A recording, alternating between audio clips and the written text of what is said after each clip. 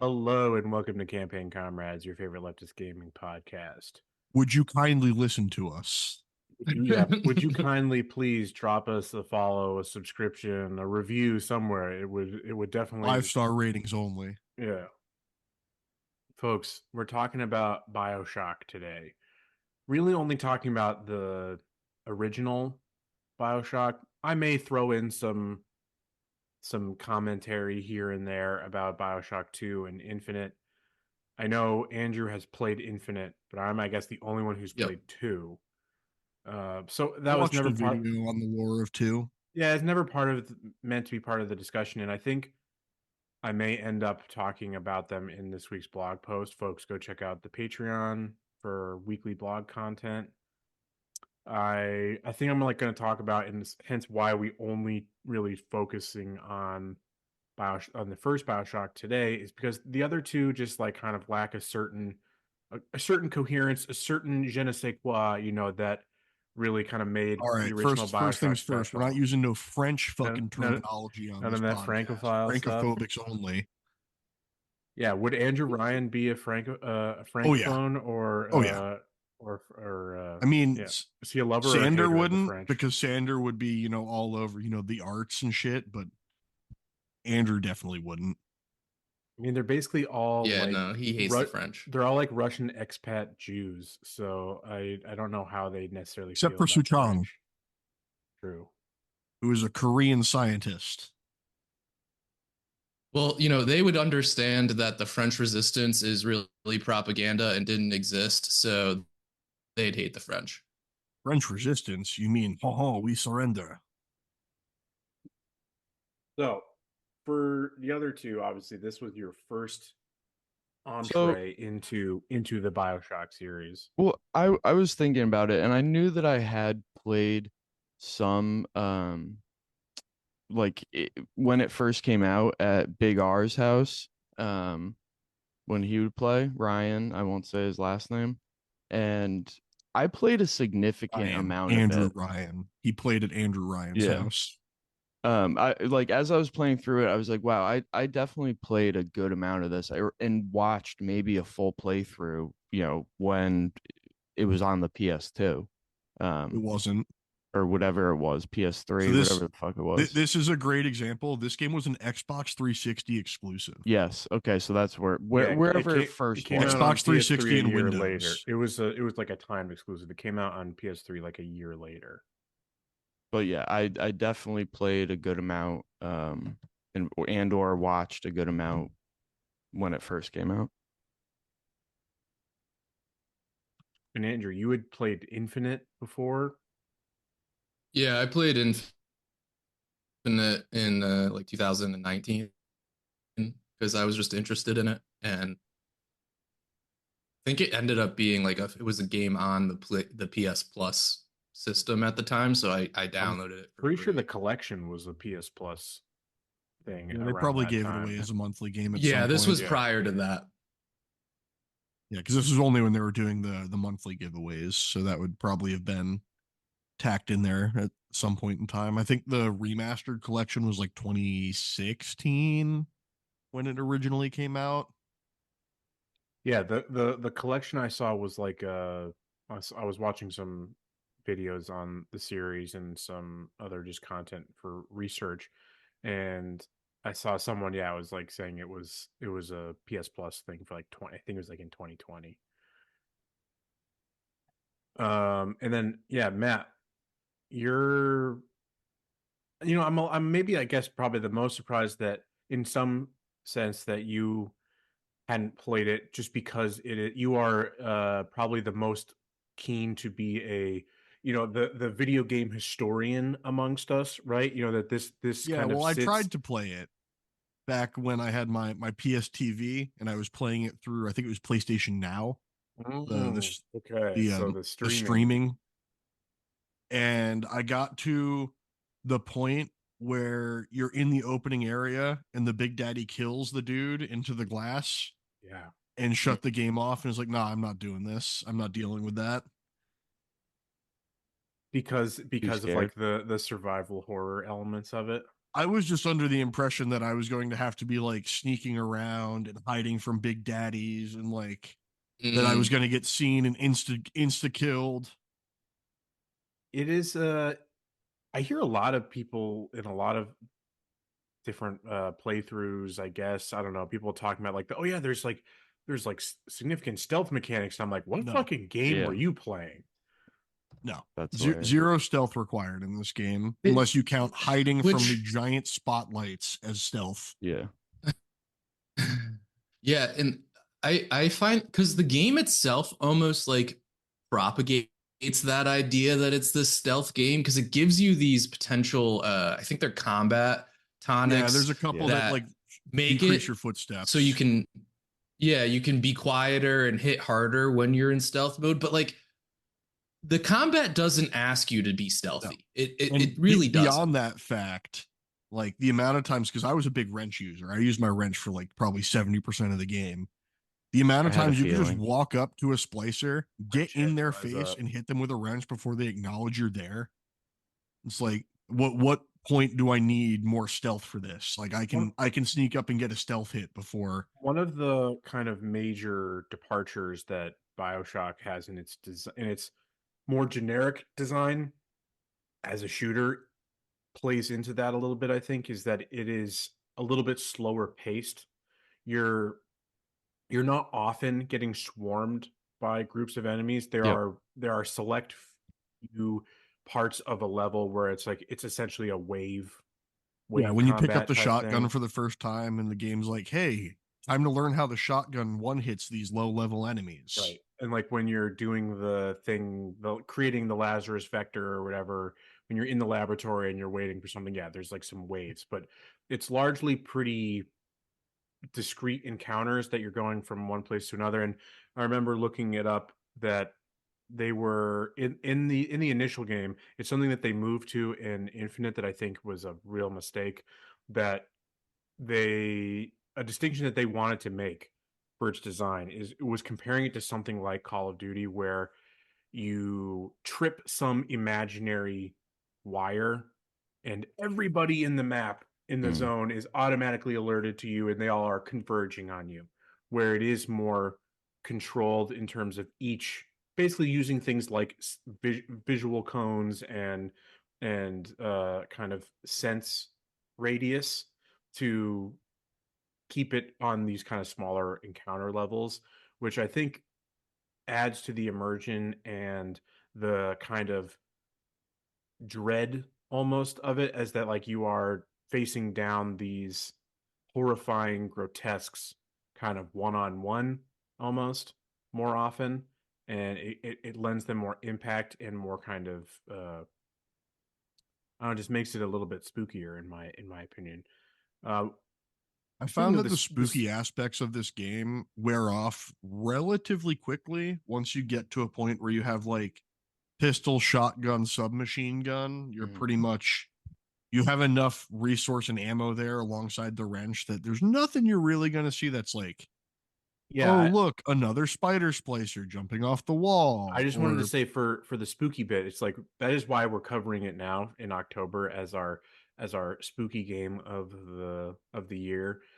That, you know, this is for 3/4 of us largely. This is like the most we kind of dip our toes into the horror genre, right? And this is often, it definitely starts out as pretty heavy with the like you get in the bathysphere, you see a dude get murked.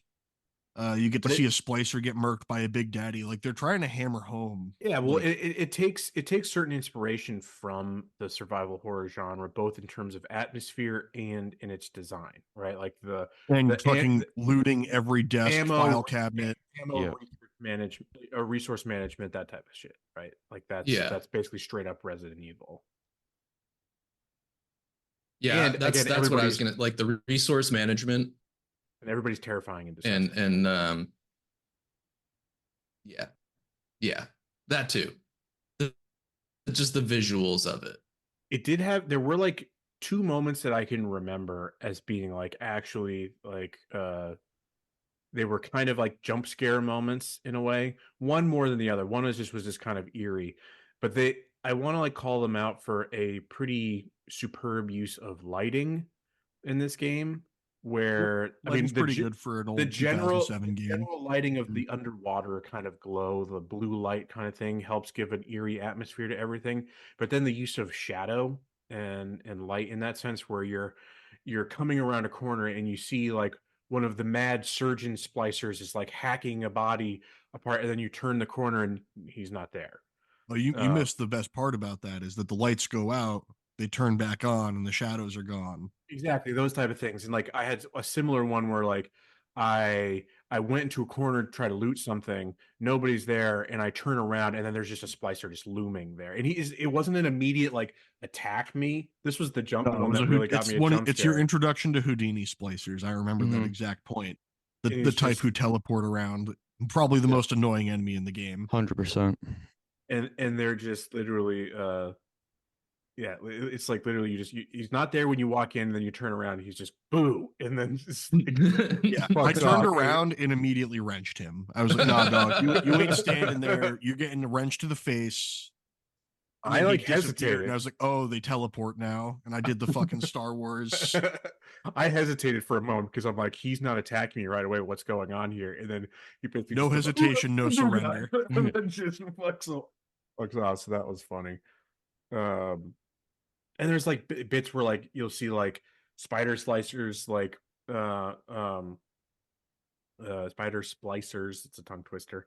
Like that they're going behind like cracks in the walls and stuff. Those are like scripted moments.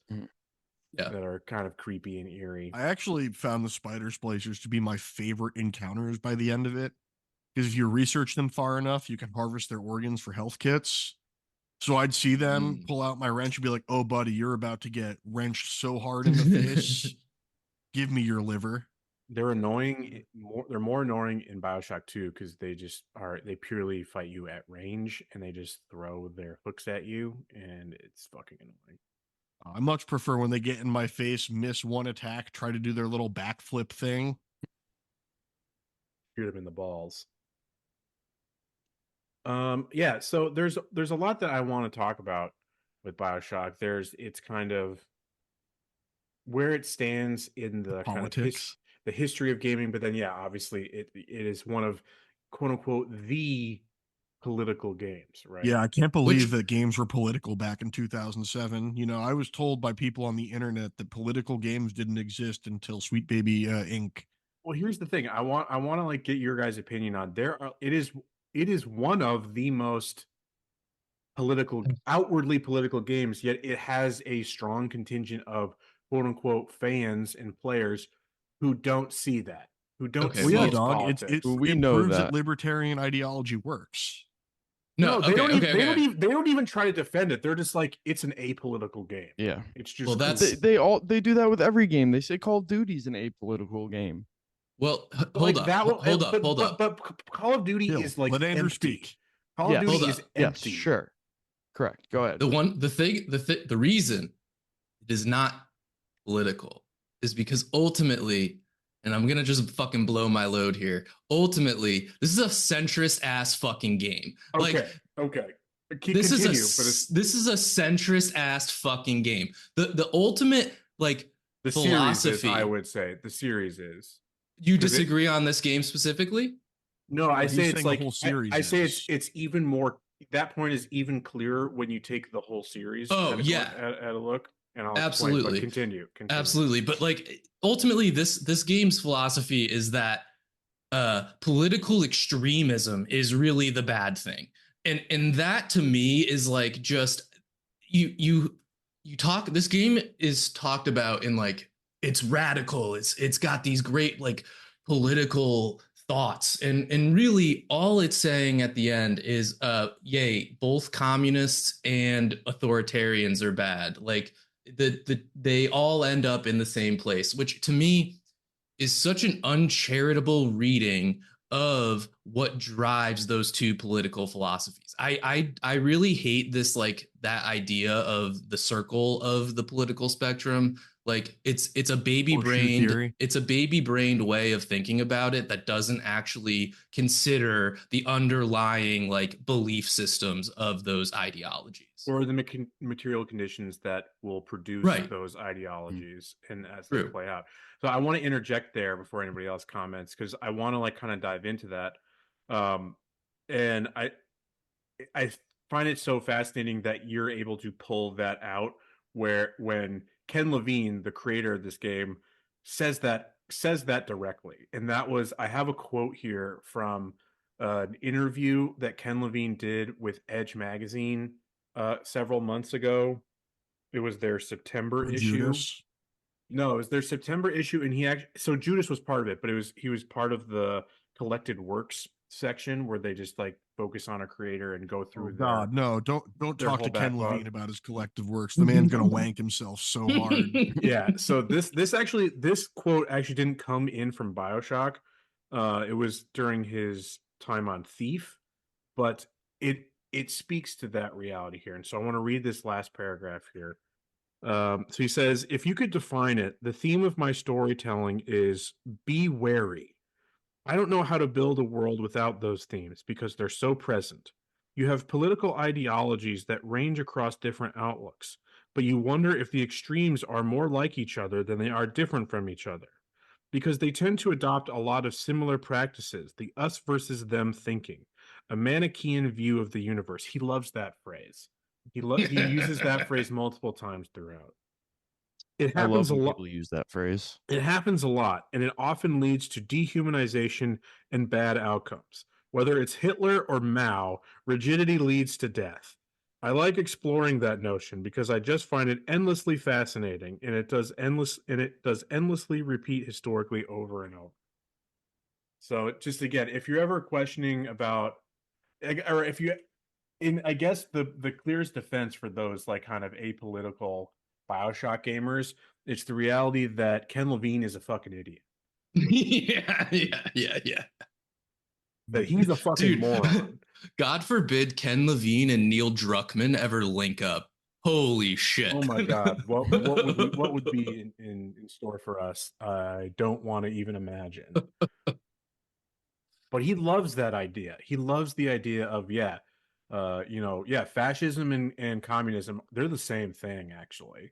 Which And and it also exposes him as being unimaginative. Like to me, those people can't imagine something better. Like they Are you just are telling me a so man locked who in. made his one of his main antagonists named Andrew Ryan an ambigram for Ayn Rand? Really, really it's tough. we are the letter R. We are Ayn Rand.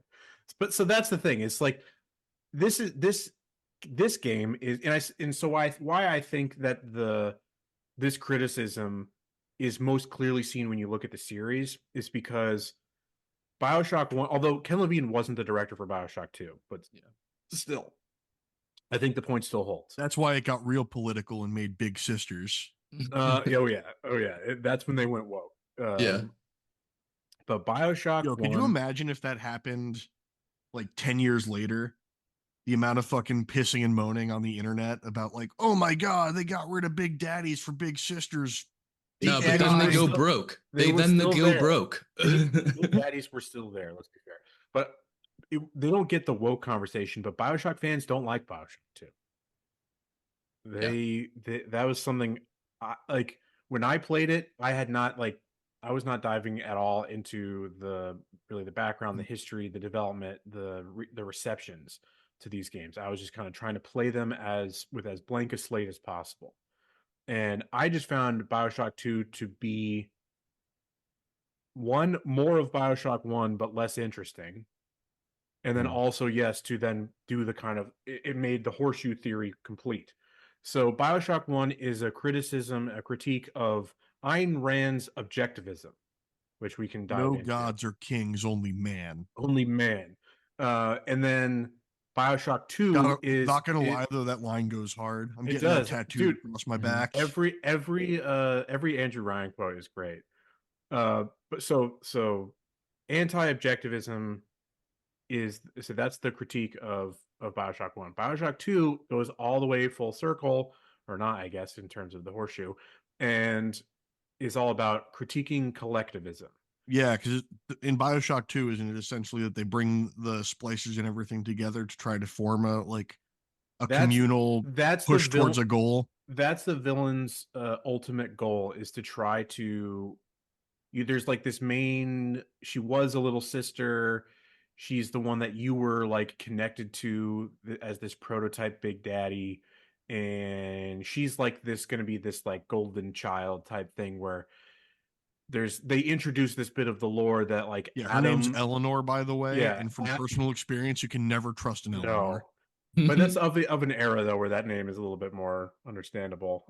So they add to the lore that the Atom, the thing that rewrites genetic code and creates the plasmids, also encodes memory and personality and all this stuff. So it's basically that the character Sophia Lamb, in creating the Rapture family and this new collective, is trying to take all of like the memory and identity of everybody who's used Adam and put it into Eleanor to create, yeah, the ultimate charismatic and benevolent leader, and she will go to any extreme to do that for the greater good. Essentially, it is the director of that game, who I forget who it is, says that Sophia Lamb, the villain, is is designed more after Marx and John Stuart Mill. I read it more charitably as a critique more of Mill and utilitarianism than any coherent critique of communism or Marx. But they said I, they used communal. I still just don't think it's very good. It's not very good, and that's all I want to say about Bioshock 2. I think I'll talk more about it in this week's blog post, but it is, but that is kind of why people didn't like Bioshock 2, is because they're like, it's kind of undone a lot of what made Bioshock 1 so special and so interesting, and that was, and why it was a failure, is because the critique of collectivism is incomplete, because Andrew Ryan and the objectivist outlook is still so present and so foundational to Rapture that you can't escape it. It is that is still so fundamentally tied into it that it becomes kind of, again, an incoherent mess. It's Whereas, unfortunate for you guys in this podcast, but after playing this game, I've been Andrew Ryan pilled, and I'm going to be dedicating the rest of my life towards creating an Andrew Ryan-esque utopia. you're going to It won't create be under Galt. the sea though, because fuck being under the No, ocean. you're going to create Yeah. Galt's Gulch here in central Vermont. Yep. They already tried that in New Hampshire, and bears took over. Yeah, bears own Yeah. that place now. First things first, those were libertarians and they're real dumb. I'm going to fix it because I'm not a libertarian. I'll just take their ideology and solve it. So Oh no, you've created the state. my issue though with even that interpretation is I don't feel like this game actually critiques libertarianism and it like that political ideology I'm really going to all just that say well. in what way, because we're seeing a failed society that's crumbling under its own ideology. Right, but Due to a bunch of privatization and infighting due to. However, I would posit that it represents Rapture as a very successful place prior to its breakdown. And then it also details that its breakdown is not because of an adherence to their political ideologies, but in fact, a betrayal of them so that Ryan can consolidate and hold power still. And like, it's to me, if it was actually critiquing and what's the like real word for it that's not libertarianism? I'm blanking on it now. You just said it. Are you a bunch. talking about? Words? Are you talking about Rand's objectivism? Yeah, objectivism. Thank you. It's not like it doesn't actually critique it because it's saying it was successful and what broke it was But I would say no that longer adhering to that objectivism. Man, I would you go, say and that then I have a short-term point. success is like the absolute definition of what that would be going for. Yeah, Is I that don't yeah, find of course it's going to run for a month or two or a year or two, because like it's designed on the idea that the people who are moving there would want it to succeed that way. But then the longer it runs, the more the privatization and the split up and the infighting starts to take place, and that's when you start to see the breakdown. Yeah, Like I don't. the power struggle between Fontaine and Ryan, Yeah, and I don't. I Fontaine don't. I collecting his don't power find. underneath. I don't find that it's indicative of a failure to properly critique objectivism. I think it is accurately describing how that the trajectory of that ideology, and that Okay. as Matt is kind of describing here, these when put into place, this radical kind of self-interest that is the cornerstone, the bedrock of objectivism, it results in a culture of paranoia and suspicion that will ultimately lead to conflict and implosion rather than explosion. It is that it will crumble under the weight of its own inherent contradictions, as capitalism is wont to do, and it is a representation of the individual run amok, that there is no coherency to this whole idea, because when you found this ideology on it's me over everybody, you can't run the free market. Competition is no longer acceptable. It does devolve into power and who holds it and who wields it. So Andrew Ryan will inevitably become the hypocrite, will become the thing that he hates. He will rely on institutions like the government, like police, in order to squash his business rival, right? You know, the if you were to the things ultimately do not mesh. You can't have competition with, competition. It's a threat to my free will. You exercising Right. your free will is a threat to mine. So conflict Yeah. ensues. It As we is. see There are with some Europe really putting tariffs. interesting Yeah. There are some really interesting audio logs that you can find throughout this game that really highlight some of the infighting and the power struggle between people. And it's completely optional parts of the story that you don't have to engage with unless you really go looking for it. But like the Yeah, truth that's behind fair. like Fontaine's who Frank Fontaine actually is at the end of the game is not Frank Fontaine. Like that's an interesting little side tidbit. Like the original Frank Fontaine has been dead many years prior to this. No, he's not. You He get faked his death. He's a con man. He faked his no, death. it's not. That's not Frank Fontaine though. You That's have to understand Atlas. that. No, it's not Atlas either. I say that he is just transcended. He is transcended The Frank original Frank Fontaine. Fontaine who worked as a smuggler to get fish into Rapture was killed, and his identity was presumed by someone else so that they could gain access to Rapture. And take on that smuggler role. Yeah, The where I think the actual failure of the critique breaks down comes into its actual the design of the game, and we can move that to talk about the whole idea of like the little sisters and stuff like that. It's the idea of that, because again, objectivism is all about morality is a hindrance to progress.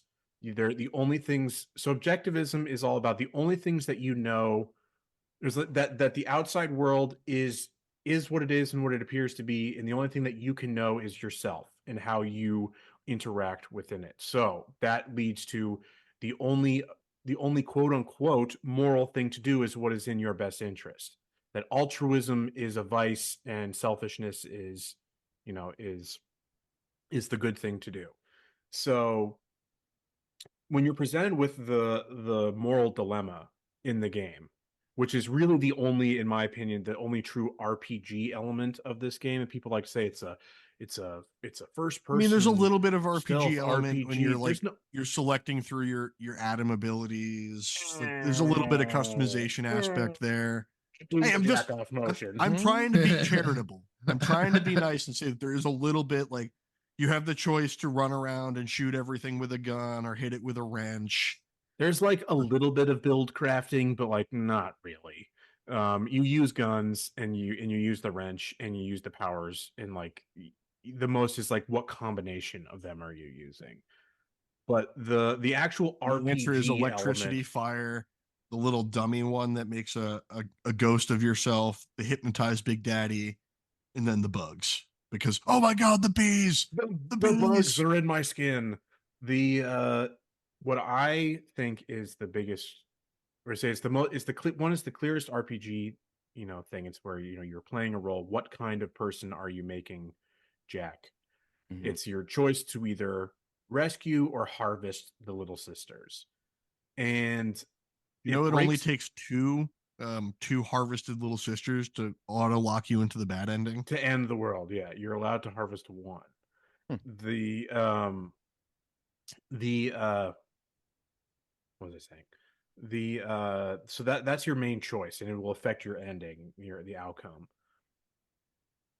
But it's this whole idea that, like, again, if it's critiquing the it's critique of objectivism. It's like you have this choice: do you do the good thing or the bad thing? And it's the reality that if it was truly critiquing objectivism, you shouldn't basically be rewarded for choosing the right thing.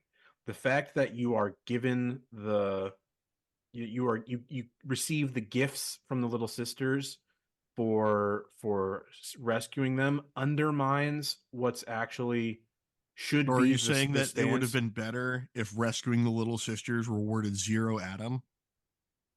Well, no, you receive Adam regardless, but it's like, I would think I'm just it saying would. from a gameplay mechanic where if you were presented the good choices, save the little sister, get no Adam, or harvest the little sister and get all of the Adam, would that be a better critique? Then what would you do? Yes, maybe, but like, then the game would crumble. You have to make, I guess, some concession of, because if you're getting 0 Adam, you can't engage with the plasmids in any Well, fashion, right?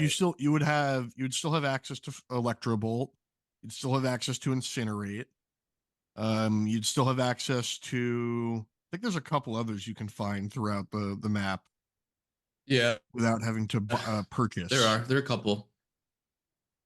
So So it would basically be you would gain access to base tier plasmids without upgrades, I'm which would fine, suck in which would late suck. game. I'm fine Yeah. with doing that it's you get less. I would still have it be that you get some.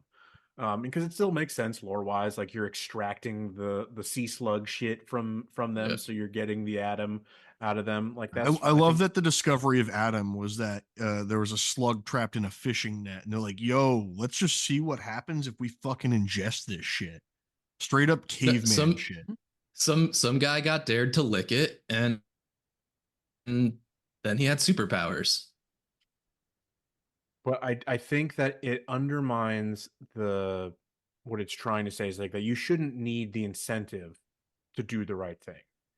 That still falls into, I'm doing the right thing because I will get rewarded for it. That, like, I'm still working off of my self-interest. I don't do it because I care about the little sisters, and Yeah. the correct thing to do. Um, to kind of to find the one source of people who Find the One yeah, Piece. the One Piece is real. That, these people who, yes, the little sisters as they exist, they're the most, like, corrupted you will see of any resident or any denizen of Rapture. The little bits They're of lore you can find out about the little sisters are pretty heartbreaking. oh, pretty fucking Oh, dire. sure. The audio log of the mother who had her daughter ripped away and then like came back as a little sister with a Well, big daddy. and you find that audio log on it's like on their corpses next to a bottle of pills, as like they killed themselves, like, with, looking at her picture one last time. um yeah, I mean, I guess I've said what I wanted to about that. That just, it's a slight thing, and it's not something that really makes me feel too strongly I'm about gonna it. say that we here at Campaign Comrades condemn anybody who harvests little sisters. Oh, absolutely. That's why, like, when Mike texted us this morning before recording, he's like, "Oh, I just rolled credits," and Yeah, Matt's like, "Which my ending?" He immediate popped, response was which "Which ending? ending?" And I just pulled Yeah. the gun meme, and then when he said he did the good one, I had to I holstered it. Your execution has been stayed. I mean, Uh, I know you guys rip on me because I killed the merchants in Elden Ring, but Yeah, this no, was you- different. I wasn't harvesting. You will still little never see the light sisters. of I heaven can for that even one. say from like a broad perspective, like I can a little bit maybe understand killing the merchants in Elden Ring, like a little bit because you get the bell bearings and you don't want to go Yeah, back there that's what I'm from a saying. game mechanic perspective. But No, like, that's only allowed on new game on new game, not on new game pluses, not allowed in base game. That's fair. I will take my repercussions for that, but I was not doing that to You the will little never see the light of sisters. heaven. no, It couldn't happen. I couldn't harvest even one of them. no, I was sitting there heartbroken that I accidentally had a little sister die on that final level. I literally paused the game, went to Google and was like, "Yo, did I just fuck myself ending wise? Like, do I have to restart this level? Because I will do it right now and rerun this scripted 15-minute walk with a little sister." Yeah, so actually there was a bit more of the point that I wanted to make, that you have this figure who is at simultaneously a representation of the worst corruption in terms of, like, bodily corruption that's possible in Rapture, but also has the only potential for having and reclaiming Redemption. some kind of normal life, right? And that's what you see in the quote unquote Disney ending. If you rescue all little sisters, where Yeah, they you go die of on to old have, age and they all come and sit with Hold you your one hand. last time. yeah, and they all have their own lives, and They all have engagement and wedding rings on to make you feel shitty about the self that you died alone with no family. So it's that should be the incentive, right? Is and not this kind of tangible reward, this material reward that you get. Yeah. No, That's my the one thing. reward is that good ending.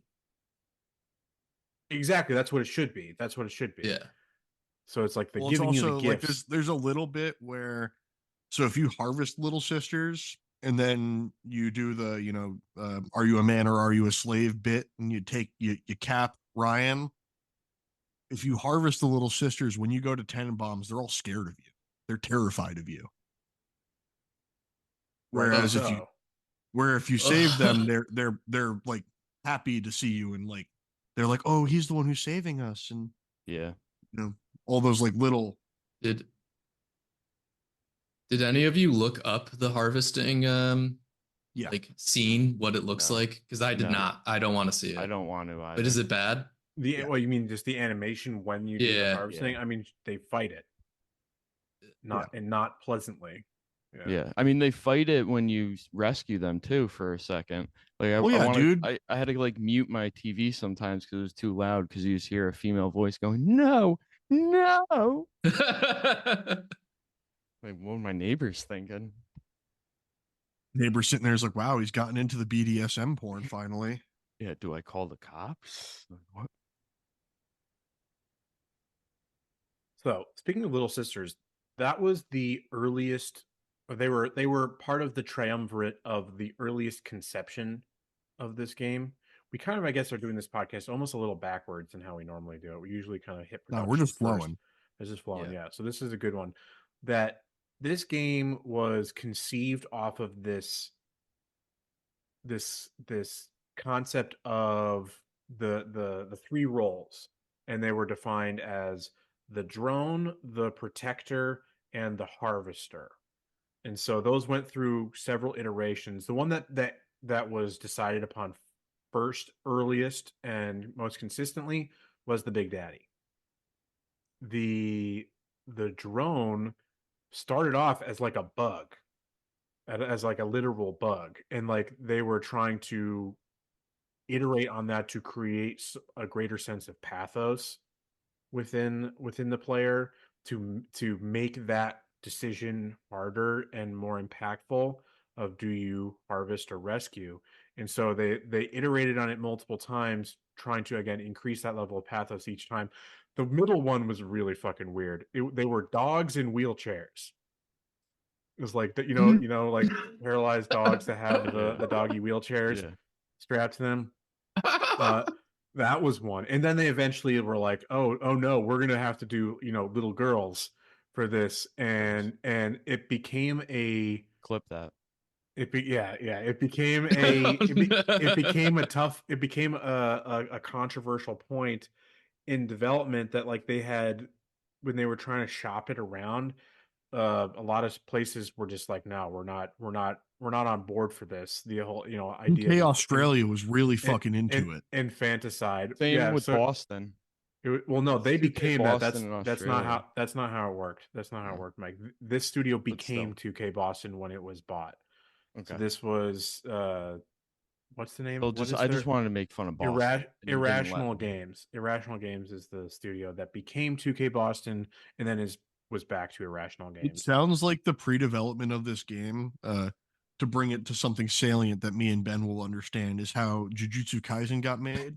Where if you ever go and look at the concept sketches for Sukuna and Gojo, Uh-huh. clearly one of those characters was way more loved and thought out than the other.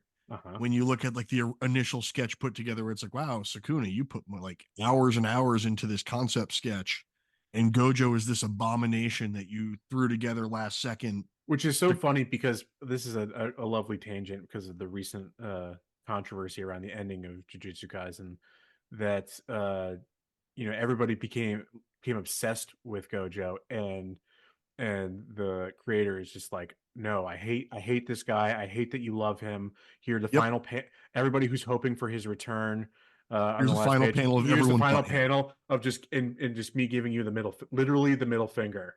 It's like, because the whole concept is you're collecting the fingers of this this cursed thing, and got to consume them to resurrect him, and the last finger Is the left, and middle it's a middle finger, and so he's literally giving the finger to everybody.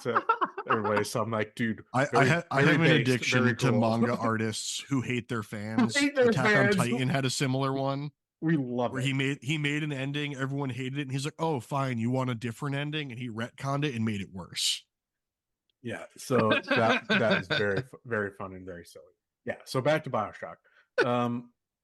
So they had the drone protector harvester mechanic, and that's actually what they sold to Take-Two, and got them to fund it.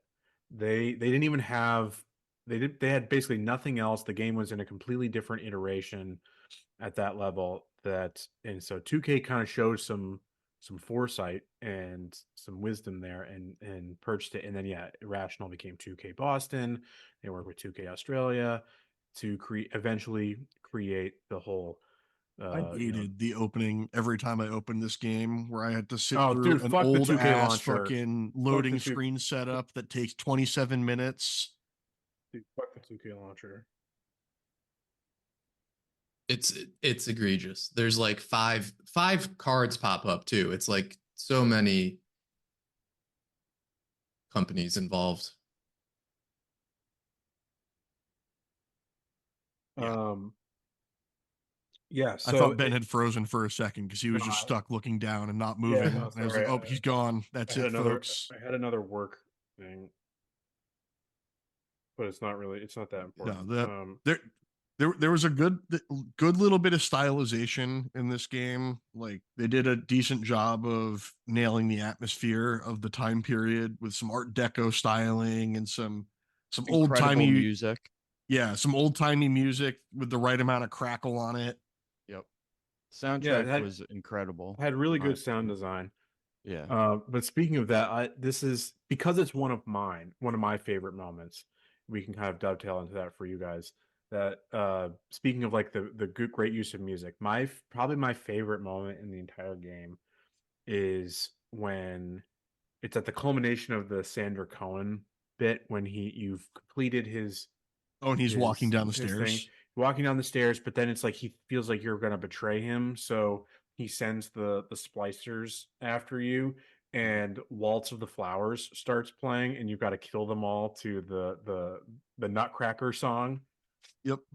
Yes. Yeah, so good, so good. I will say I got a lot of catharsis in the Mercury suites when you go to his apartment and you kill the shit out of him, because boy howdy do I not like theater kids. No, absolutely not. Yeah. So what was if you had favorite moments from the game? What would you all say? I mean, is it stereotypical to say the "Are you a man or are you a slave" cutscene that runs through at the twist. Yeah. That I mean, I didn't want to say that, but that's probably mine. I think it's just like it goes hard, it hits hard. What's I really watched that. interesting? Go ahead. Sorry. I was just gonna say I watched that speedrun video I sent yesterday, and there's some funny bits where you break the sequencing there, and you can watch his model moving around in the bits where you're supposed to be like turned away and not seeing him, or like when he's commanding you to go around, and he's just straight Jamiroquaiing around. Like his legs aren't moving, and he's just sliding around everywhere. And someone was sitting there is like, so this clearly isn't even Andrew Ryan. You know, this is just his fucking ghost that we're exercising.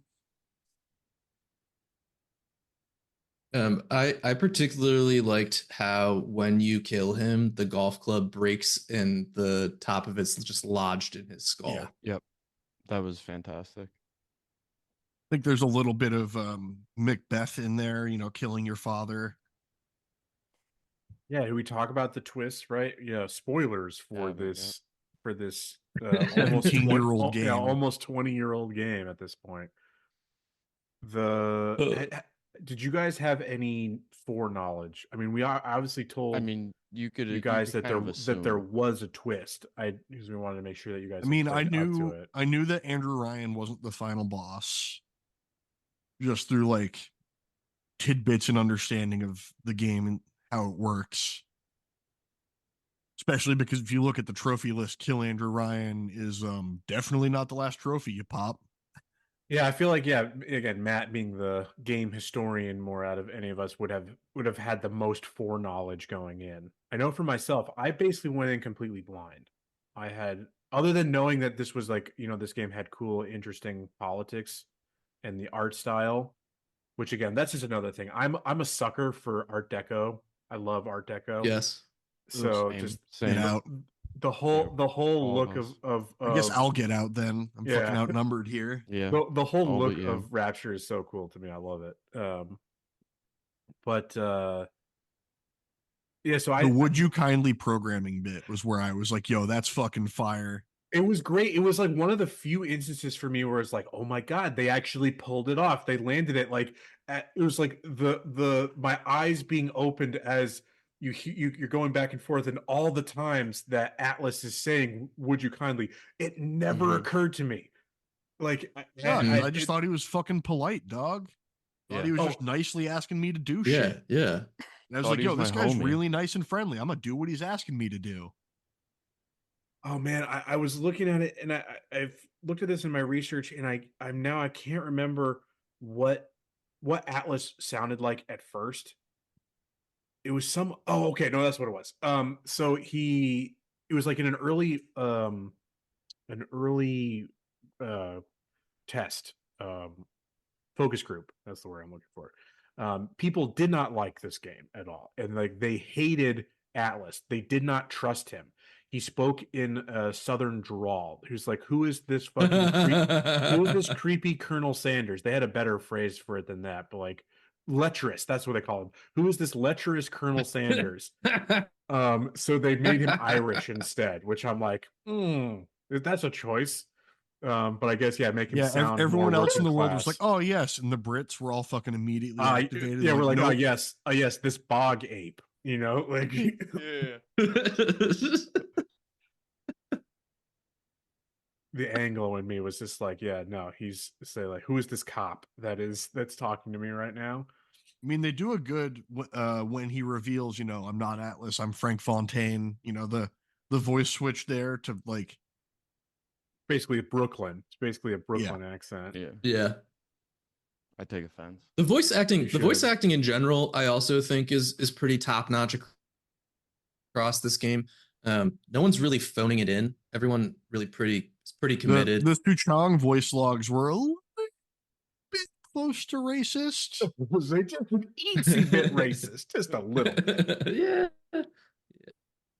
I know you guys, because he's Korean, so they're not doing the full like Chinese. You can't say L's but like they were really close. I know you guys, when we were on Andrew's stream while he was playing, late last week. Folks, go check us out at twitch.tv/campaignComrades. He was getting real angry. He had to restart a 2-hour reload. But you guys were talking about like how much you liked Andrew Ryan's voice acting, and I got to shout it out. Andrew Ryan, voiced by the always enjoyable Armin Shimmerman, who played Quark in Star Trek Deep Space Nine. So the pinnacle of capitalism in the Star Trek universe, playing Andrew Ryan is just a great pick for me. And he's just got so many hard lines that I'm getting tattooed on my back so that people know what I stand for. In like the what is the, like, blood is thicker than water type font. You know what I'm talking about. You're getting it. I'm gonna get "Are you a man or are you a slave" tattooed on my finger like a 2013 white girl with a mustache. Oh god, so much regret there. That was one of my favorite. It was like a Reddit Ask Me post, and it was like, anyone who got the mustache tattoo on your finger, how do you feel now? Yeah, man. I enjoyed the game. I think it is, even this remastered version is definitely dated in its gameplay. That's the biggest struggle for me. Is just like, I still think that even through Infinite, that the gunplay is dog at best. Yeah. I mean, yeah, it's a wrench game. You're supposed to be wrenching. Yeah. He's not wrong. But the wrench combat fucking sucks too. You're Take just that literally back. you're just like again, this is an audio format, not visual, but you're literally just He's wagging his hand rapidly back and forth in front of his face, folks. And that's literally what you're doing in the game, except with a wrench. There's no elbow action. It's all just full shoulder swings. Like, there's no elbow extension in the action. It's because rapid elbow movements like that are how you wear out. That's how you get tennis elbow. Tennis elbow. I mean, we're just trying to be realistic here. All that force really should be coming from your delts and your lower back twist. Your hips. You should be using your arm as a lever. Swing with the hips, where the power comes from. You don't want Jack to need Tommy John. The thing that he would never get it down there. The thing that kept fucking me up throughout all three games is the fact that you can't aim down sights with L2. I would be constantly, I'd be constantly wasting, constantly accidentally plasmiding. Constantly wasting plasmid by trying to aim down sights and just god damn it. I never used the sights. I kind of stopped using plasmids for the middle 2/3 of the game, and then was honestly, like, oh yes, this is a mechanic I'm supposed to engage with. Yeah, I was just shooting and like blowing through machine gun ammo. I mean, like plasmids, when you upgrade them well enough, there's like certain ones that you use. Like, I found probably the most useful to be still, electric through 1 and 2. Electrobolt is like Electrobolt 3 goated.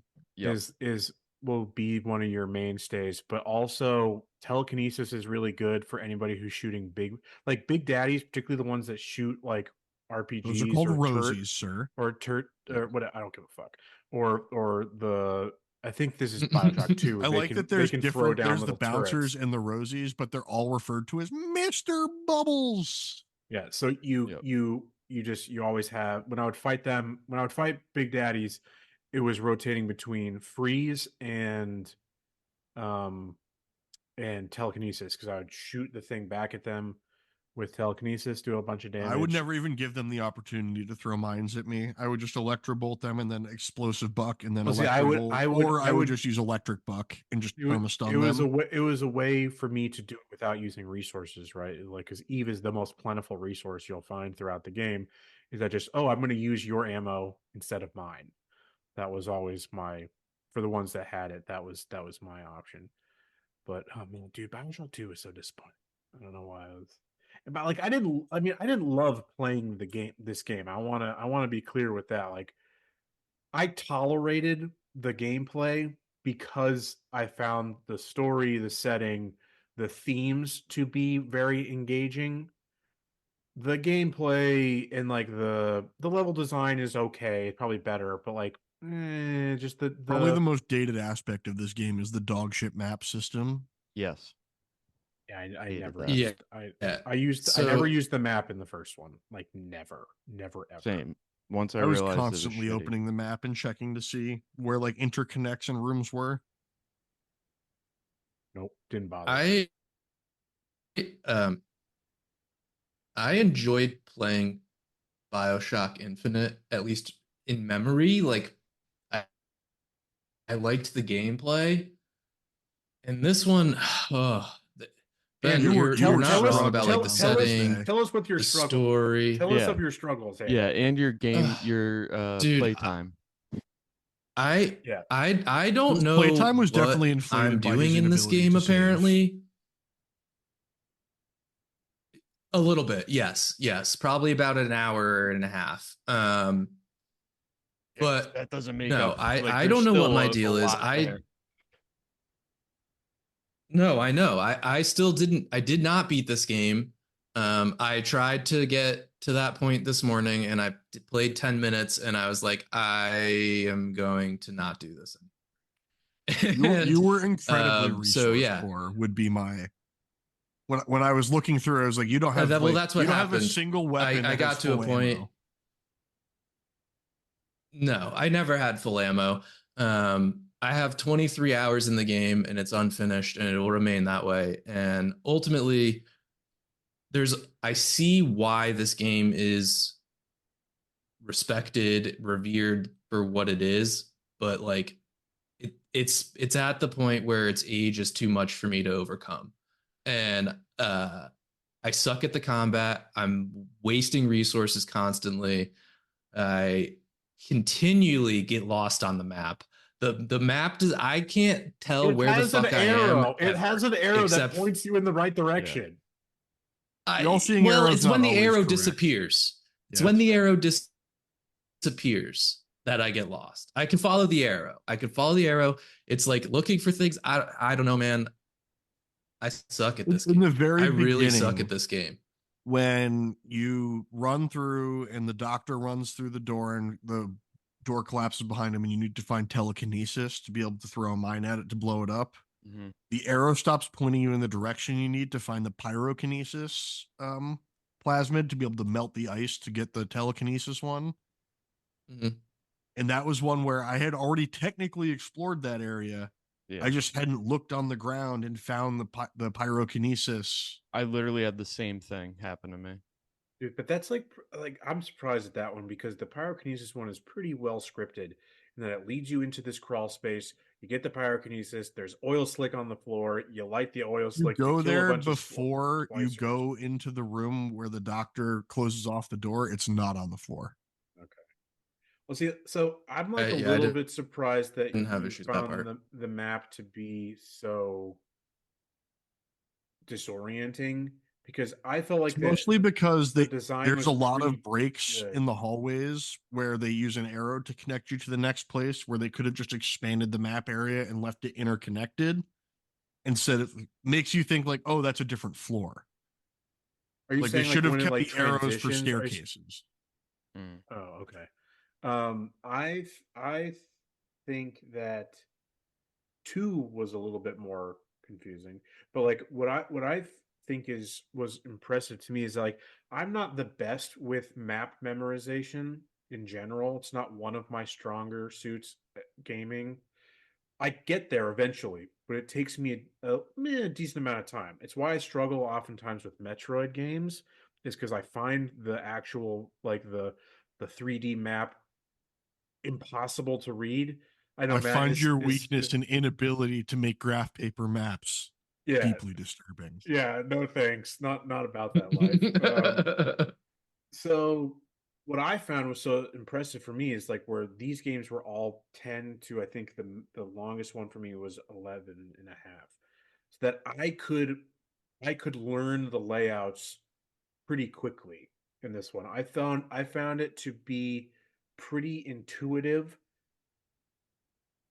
in the way it like it felt intuitive in how it's directing you in the directions you go. Like I compare it honestly a lot to Half-Life. I remember we made these comments in our Half-Life episode that what was so fascinating about that level design was that it pushed you in the right direction in a way that didn't make it feel like it was holding your hand. Whereas this is literally holding your fucking hand. It's got a fucking arrow pointing you in the where you need to go. But still, I felt like that this was pretty close in that it felt intuitive on where I need to progress, and the different levels were distinctive enough that I could learn them and I could get a feel for them. You know, some are worse than others. I feel like is it called Aurora? Is that the level with the plant life and stuff? Is that what it's called? Yes. Yes, Arcadia. I think so. Arcadia. That's what I knew it's an A. I knew it was an A, but I knew it was an A, and that's why I thought you were right. That one is I've got probably pretty good a little, encyclopedic memory of all of these maps. I feel and like that was a levels. little bit tougher for me. That one was maybe a little bit tougher, just because it was like overgrown. So details were a little. Well, yeah, bit because you have square. to go to a point where he poisons all the trees, and then the overgrowth allows you to get through. Because I remember getting to a point being like, "Yo, trees in my way. I want to go through here." The game kind of lets me go through here because it kind of lets me like clip through when I crouch. But I'm afraid I'm gonna get stuck, and the game's gonna freak out.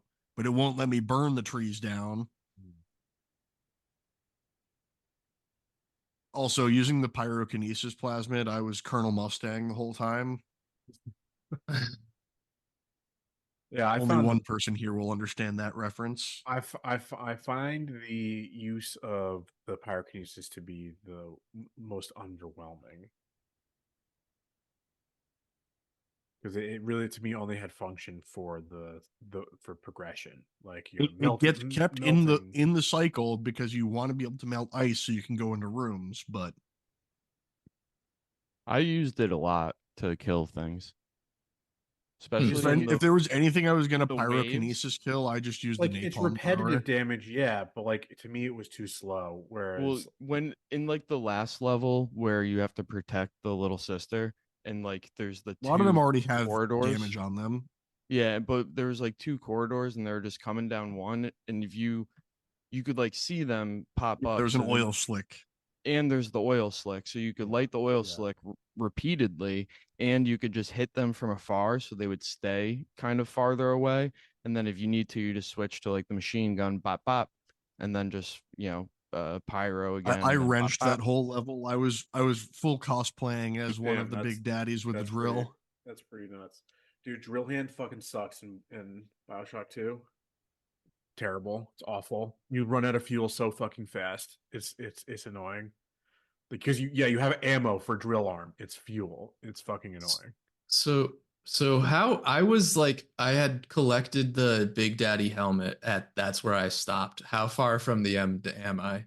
You got to go through that. Probably like 30 minutes. Because you got to go through that whole section of All right. Yeah, but that them. whole So like section, four it's hours Big for Daddy me. helmet. Got it. Yeah. No, that's Daddy helmet, that bodysuit. section. That section is at least, like, once you have it all, that section is at least 30 minutes. Like, doing the, while you're protecting the little sisters. No, that's 15 Okay. minutes. It's a scripted section. I feel like it was longer.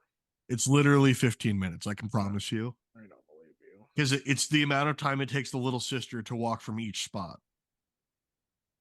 And then she pushes you through that last door. She's slow as hell. so slow. And then like even when you're right up next to her, she's like, "Come on, Mr. B, come with me. You're too slow, Mr. B." God damn it! I'm waiting on you. Yeah, like walk faster, bitch. Move those little legs. Yeah, and then you get to the room where the whale skeleton falls, and two RPG turrets open up, and you watch them target her, and she dies, and you're just like, oh well, she's dead now. Yeah, you were the only one with that problem. I think it was because I hacked one of them, so I think the RPG turrets were targeting each other, and I think she got stuck in the crossfire. For the two of you that finished it, what do you think of the boss fight? Oh, the final boss fight. I honestly don't remember much about it. It was a while ago. It was pretty easy. Like, it wasn't anything. He's a bullet sponge that you shoot until his health bar goes down, then he teleports back, and you drain him of Adam. And then just repeat. And then the next time he calls security bots on you, which you can shut off if you have a little money. And then the next time he does it, he calls in support from splicers that you just don't have to deal with. Yep. The first round, I froze him like twice and just dumped RPGs or frag grenades into him, like 4. Yeah. And then I think I honestly might have finished him off in that round with the wrench when he was frozen, just for the funsies. And then the next round so he's fire in that round. Then he's electric. Yeah, he picks a Or different then plasmid type. he's frozen, then electric, and then I forget what the last one he is. He cycles through all of them at the end. He'll change throughout. Okay. You won't really see it because you'll just burn through his health so quickly that he Yeah. might switch once. Yeah, I may have gotten one switch, if that. I think his design is really interesting and cool. He's obviously meant to be it's a reference to the Atlas statue in Rockefeller Center, Yep. which was like a big inspiration for Ken Levine when he was designing everything. Because like Andrew Ryan is obviously a most direct corollary to Ayn Rand, but also to Rockefeller himself. Oh, can we make this quick thing? When I was doing this little bit of research, like I'm obviously familiar with Ayn Rand and her philosophy. I will never, ever, ever fucking read her terrible dog shit books. I'm not gonna. Ayn Rand is a woman? Yeah, Ayn Rand is a woman. Yeah. Yeah. Ooh, blew my fucking mind. Yeah, no, I'm not gonna read. I'm not gonna read her fucking dog shit books. No, thank you. But I learned some interesting things about her. She was basically that era's Ben Shapiro.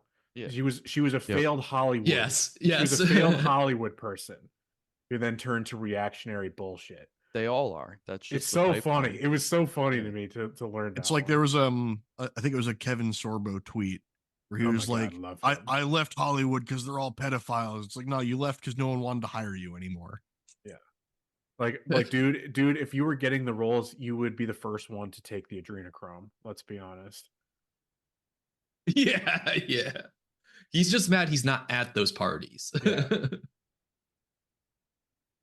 He is disappointed. I mean, not getting the roles. There's probably a lot of Ayn Rand lovers that would not be Ayn Rand lovers if they knew she was a woman. I was about to say that just blew my mind. I'm surprised that people who support that ideology, maybe they just do the pseudonym and they're like, oh, it was clearly just fake, to sell the book. Well, because that isn't her actual name. Yeah, her actual name was something else. I think. I'm pretty sure that's what it is. Yeah, no one who loves their child would ever name them Ayn. I mean, she was Jewish. She was a Russian Jew. 9. That's German. I know, but I was doing a jokey bit there, Dude, that can't be her actual name. Okay, so no.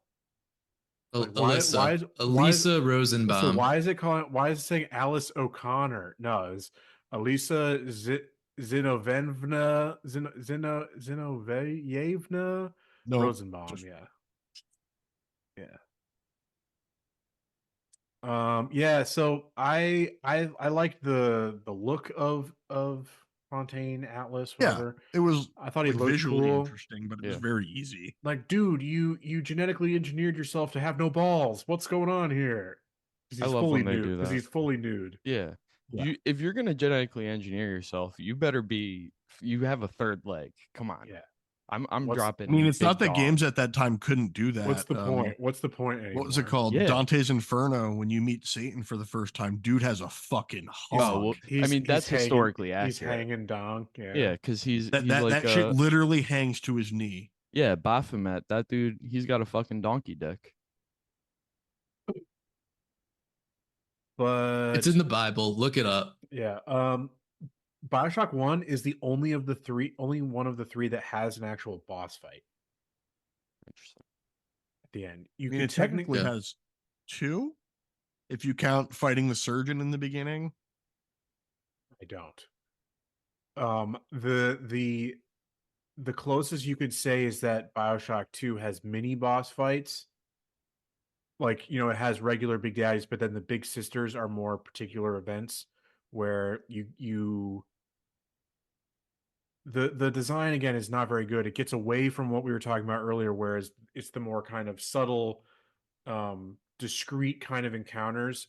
There are multiple times in Bioshock 2 where whenever you're getting Adam, because basically what you do is you kill a Big Daddy, you take his little sister, and you have her harvest. It's usually 2 Adam sources, and once she's done that, she goes away.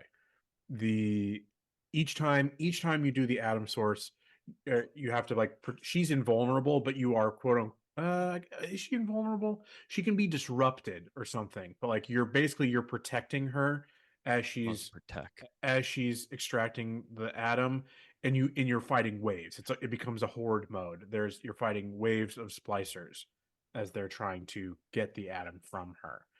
When you've done all of them on the level, when you've done all, it's the same thing. It's like when you've rescued all the little sisters from the level and have gotten the Adam and sent her back through the hatchway, then a big sister comes and you have to fight her. That was one of the loops that I almost got stuck in Bioshock 2, where I almost quit the game, because I was trying to get the last bit of Adam. I was about to have to fight a big sister. I had no money, no health, no ammo. So what I just did is I progressed the main story No instead. money, no health, no ammo, no bitches. No bitches. No, but the way that little sister, not the, don't clip that. The way the big sister was on my shit, Caught yourself. You're good. Yeah, the big sister was was the closest you would get to a boss fight there. But then the at least in Infinite, the final kind of encounter was cooler and a little bit better design. But it's basically essentially the same thing as 2, where you're just fighting waves. You're fighting these waves of enemies, and that's how the finales end in both of them. There are no actual boss fights, and it was a bit weird and disappointing. There's just kind of more of the same. No actual kind of quote unquote ultimate challenge. I mean, I think that's just a Ken Levine thing in general. I think he's not really big into the gamification of it. Dude, are you kidding me? The man would gamify everything if he could. Have you not heard of narrative Lego? Have you not heard of narrative Legos? Let me tell you. Come listen to my TED Talk. Am I old enough to play with them, or am I too old to play with them? I made a joke with Andrew earlier that I don't want to live to 100 because I don't want to live to the point where I can't play with Legos anymore. What, like President Carter? Yeah. Getting his Legos taken away. Yeah. That was a great little clip. Yeah, it was. So good. I mean, I think that gamification is a good time to talk about one thing that we haven't mentioned that was widely derided, apparently, from what Ben said, and that's the hacking system. Ooh, Fucking we love have the not hacking talked system. about that. Yeah, how'd we miss that? The greatest mini game ever added to a game. I'm kind of with Matt. I don't know that about I'd go that far, but I did enjoy it. I did. I'm as so far as fucking like good at it. those sorts of things go. I got to a point where I preferred- could do the ones where it's like impossible unless you switch the very second one to flip direction to get past it. That's just I was so quick at because I was using the edge, so I had my X mapped to my back button. So I would just scroll through spamming X on all of the tiles, so I'd open them as quick as possible, and then just quick change the flow. So good at it. I was just buying auto hacks or making auto hacks all the time because I did enjoy Never it a at the bad beginning, choice.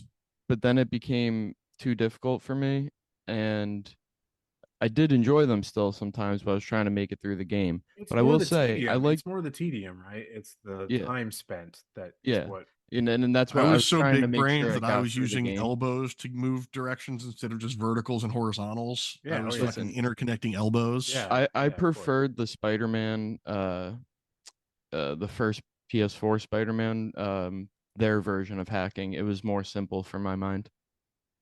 Remind Still me the what best that hacking was. Literally the game ever same thing, created but was electricity. the I think it's called the Infiltrator in Ratchet and Clank. When you have to connect, it's basically like vertical tiers of laser nodes that you have to rotate the rings around to align them. Yeah. I didn't hate it. I remember that was one thing I had read going into it. People were like, the worst hacking game in any, in gaming Yeah, because they're all history. fucking idiots who don't know how to connect point A to point B. They're like, oh, I don't, can't make lines. Two-dimensional lines. Clearly, none of them have. Whoa.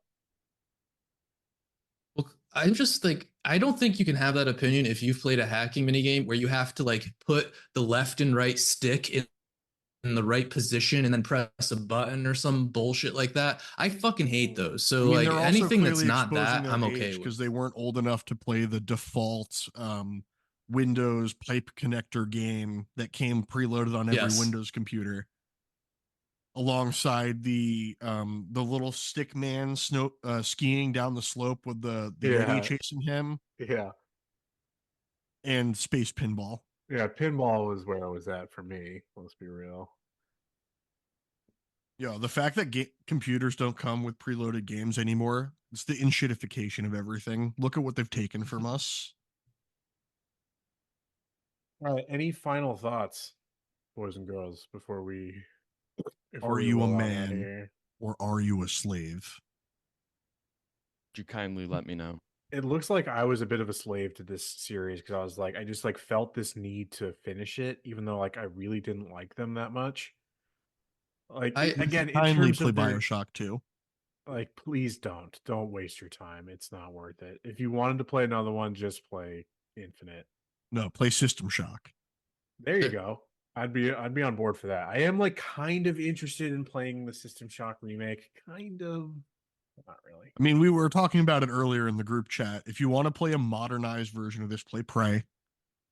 Instead of being underwater, you're on a space station. You still have aliens to take out. People love the DLC for that one. Moon Crash. It's like, yeah, listed as like one of like the best DLCs ever.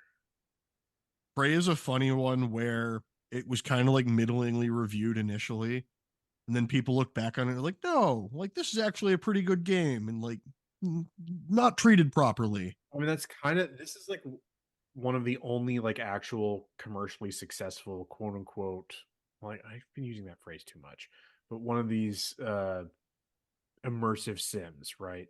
Whereas like this is a bit of a stretch to call an immersive sim, but it's definitely a better fit than I would say stealth. Say a stealth game. Like people like to say, yeah, it's I mean, I squint at things like FPS, Cyberpunk and think Cyberpunk's closer to an immersive sim than anything else. I don't agree with you there, but I would say something like Breath of the Wild and Tears of the Kingdom. They they broach into immersive sims. I mean, yes, it's so immersive that I go out and I make Minecraft vehicles with my mind. It's the physics engines that it's like just how things work the way that you would expect them to, not the fantastical elements. Yeah, man. Who doesn't love going into a dilapidated bathroom in Bioshock and turning on the sink? I do like using the toilet. It Me is too. funny. It is funny. Me too. It is fun. I flushed a lot of them. I mean, because I'm sitting there spamming the interact button with anything that says it's interactable. Oh yeah. One of the things that like I've come to love, or that the one of the true innovations that was done in Atomic Heart, which was basically a Bioshock like, was rather than having to go and open everything, you hold down one button. You hold down one button and you just face around the room and it just sucks everything up. Cool. It's so much more convenient, and it feels good to do it too. I got caught so many times because I was just spamming interact buttons, like chugging alcohol that I didn't need to chug, so I'd be losing Eve. Until I put the or smoking cigarettes that I didn't need to smoke, so that I would be losing health. Yeah, you gotta be careful with those. I think like my concluding thoughts about this game are, despite its unimaginative centrist ideals and messaging, it's delivered in a very engaging and visually, audibly interesting way. I just think Ken Levine undermines it. Yeah, I think no, that was gonna be my conclusion though. But Ken Levine is he hurts himself like ultimately. he is under. Or are you going to play Judas? I don't no, because it's the weird, because it's a weird roguelike element. Absolutely. Like nowadays I see roguelike or roguelite and I go next. Just as a genre I don't like. I don't vibe with I at mean, all. he kind of missed the mark because that was really popular. I think it was 2021 when Returnal, Deathloop, the Yeah. year of the loop, as it was Hades, referred to. Hades and all that. Yeah. Yeah. I don't, I just, again, I think he's smelling his own farts with the narrative Lego shit, that like that he thinks he's innovating something spectacular here and it's just going to be middling at best. Um I think I'm glad I played through the series, because it's just, I think it's something was it's good to have, in your kind of your background knowledge of gaming history. I think it's worthwhile.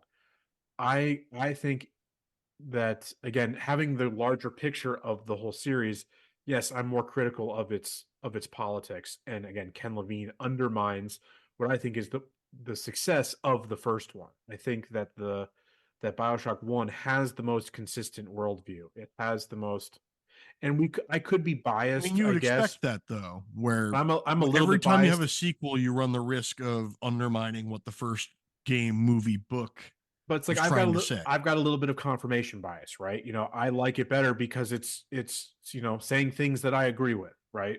I'll admit that.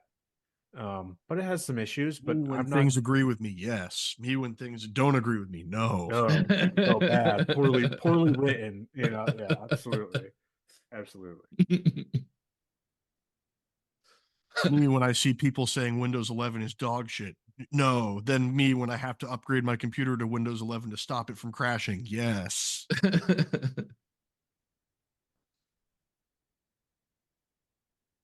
Should we finish with what's the opening quote from BioShock when you're introduced to Andrew Ryan as you first come upon Rapture for the first time?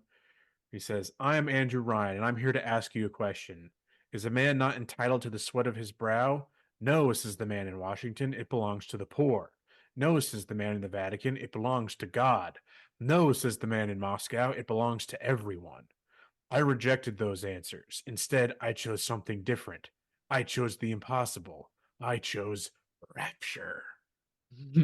A city where All the right. At artist first, would the not thought that fear the Washington would give censor." the sweat of your brow to the To the poor. poor, yeah, Yeah, nope, yeah. immediately wrong. Um, yeah, Rapture, a city where the artist would not fear the censor, where the scientist would not be bound by petty morality, where the great would not be constrained by the small, and with the sweat of your brow, Rapture can become your city as well. I think that is a excellent Sounds like a place to great leave it. place. I should go move there. Hmm. Sounds Be on the sub. sounds warm and inviting. All right, folks. Thank you so much. Would you kindly please rate and review this episode, 5 stars only? Share it with your friends. You can be sure to look out for more exciting content like this coming your way, including which, yeah, I'm probably going to break down more about Bioshock 2 and Infinite and why I don't think that they live up to Bioshock I'll 1 probably for go the play series. those eventually. They're not high up my list of current Yeah, things, but when we hit a gaming drought, maybe I'll pop a couple in. They're short. yeah, they are quick. That's the one redeeming thing. Like, that's when I just recently played Infinite because I had a gap between things Yeah. I was looking for. So I was like, I okay. would have been done with BioShock 1 2 weeks ago if I hadn't started a new job that was taking some adjusting. Right. All right, folks. I've plugged the various stuff throughout the episode, but just we'll run through them again. Again, check out the Patreon to see the blog posts, reopen to the public, basically just using it as a blog post right now. You can follow us on twitch.tv/campaign comrades. I am going to endeavor to try to set it up for myself, and I'm going to try to do it I'm going to make Andrew do it too, and maybe Matt eventually, when on the rare occasion that when you're the one streaming on weekends. We are allowed to stream Twitch and YouTube simultaneously, so I'm going to try to work that out and get that figured out. Oh, I thought So you were talking about blog posts because I was like, technically speaking, I'm the OG blog poster here. I know. I wrote the first blog post ever posted on. I was just saying, you can follow us on twitch.tv/campingcomrades, but also look out on YouTube as well. And some more things maybe in the future that I know Matt and I are figuring some things out that maybe some other things. We're going to on become a YouTube, Metal maybe. Gear channel. We're getting Kojima pilled. Yeah. I'm working on 3D avatars so we can become VTubers. All right. Yes.